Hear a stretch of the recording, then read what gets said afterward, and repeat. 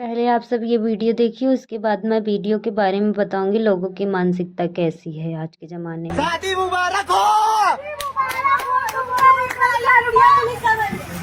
हटो सब हटो। नहीं बने आराम से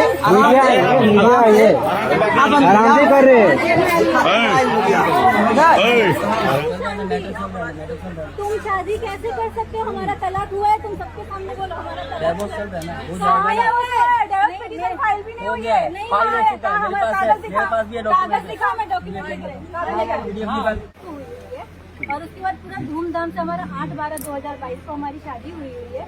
फिर हमने पग फेरे की रस्म से इन्होंने मुझे 8 महीने बाद मेरे घर पे भेजा। फिर मैं इनको बोली कि आप मुझे लेने आइए, ये मुझे लेने नहीं आए। लीगली कोर्ट से नोटिस भेजते कि लड़की घर से भाग गई।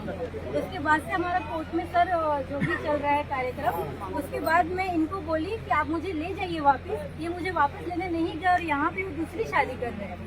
और मैं और मेरा अभी कोई तलाक नहीं हुआ है। मैं अभी भी इनकी लीगली वाइफ हूँ और मैं आज भी इनके साथ अपना घर बसाना चाहती हूँ। आपकी शादी किस तरह हुई थी? जी मेरी पहले कोर्ट मैरिज हुई थी 30/3/2022 को। उसके बाद पूरा सामाजिक शादी हुआ है 8/12/2022 को, जिसका मेरे पास फोटो हुआ है। ये देखिए, ये मेरा हस्बैंड है और सेम शेरवानी में वो अभी भी खड़े हैं। ये लड़की मैं हूँ।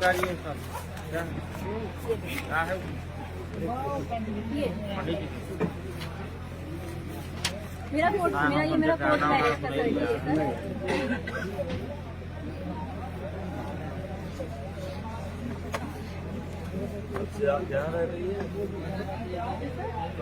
ये लड़का और मैं स्कूल में 9 साल मतलब 9 साल का हमारा रिलेशनशिप रहा है। 30/3/2022 को हम दोनों ने कोर्ट मैरिज किया। फिर उसके बाद 8/12/2022 को हमारा धूमधाम से शादी हुआ है सर यहाँ पे, ठीक है।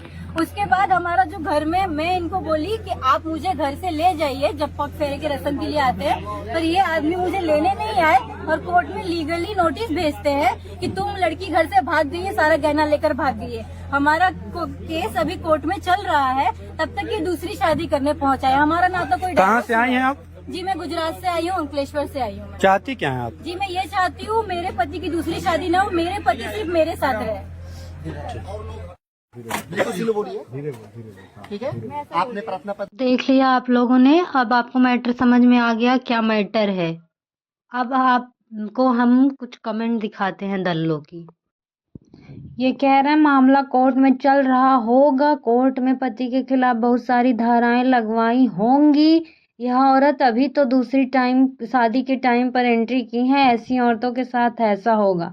तो भैया होगा मत सोचिए, देखिए वहां पे क्या हो रहा है, ये देखिए।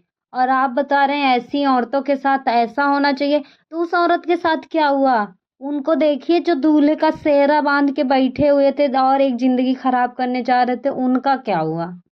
अब इनकी कहानी अलग है। लड़की फ्रॉड लग रही है, शादी के बाद अभी तक कहाँ थी? वो चीख चीख के कह रही है कि कोर्ट में मामला चल रहा, वो मायके में है, कोर्ट केस लड़ रही है। ई ससुरा पूछ रहा शादी के बाद अभी तक कहाँ थी? अभी कह रहे हैं लड़का सही है, तभी तो उसकी दूसरी बीबी साथ दे रही है। पुलिस और इतने लोग बेवकूफ नहीं है कि शादी करा रहे हैं। तो आपको बताना चाहूंगी कि मैंने तो नहीं देखा पुलिस ने शादी करा दिया, पुलिस ने तो पकड़ के ले गई। और तुम ऐसे बता रहे दूसरी बीबी साथ दे रही है। हो सकता है दूसरी बीबी को ना पता हो कि ये कितना बड़ा चालबाज है। अब ये कह रही है गलती कर दी दीदी, ये तो ड्रम के लायक था। इससे मैं भी सहमत हूँ भाई, सही बात, ड्रम के लायक था। और नीचे भैया कह रहे हैं जब औरत धोखेबाज हो तो दूसरी शादी कर लेनी चाहिए। क्यों? तुम जो दूसरी औरत ला रहे हो उसकी जिम्मेदारी लोगे, वो धोखेबाज होगी कि नहीं होगी? भाई जब तुम्हारी किस्मत फूटी है तो औरत धोखेबाज निकलेगी। और ऐसे दूसरी तीसरी शादी के चक्कर में मत पड़ो कि दूसरी वाली सही आ जाएगी। हो सकता है किस्मत तुम्हारी खराब है, इस वजह से पहली वाली धोखेबाज आ गई है, तो उसको लात मारो और निकाल दो, बट दूसरी तीसरी के चक्कर में मत पड़ो। अब ये कह रहे हैं पहले कहाँ थी? जो अब आई हो शादी करेगा वो। भाई तुम शादी करो, इन लड़कियों के यही है, लोग अपने मायके घर जाकर मजे करती हैं। तो भैया आपको बताना चाहूंगी पहले कहाँ थी, पहले कहाँ थी? जो आप पूछ रहे हैं वो चिल्ला चिल्ला के कह रही है मैं कोर्ट के में केस लड़ रही थी, ये डिवोर्स फाइल किए हैं। मैं रहना चाहती हूँ इनके साथ, इस वजह से वो कोर्ट में केस लड़ रही है। वो घर नहीं आ सकती, इसलिए वो अपने मायके में बैठी है।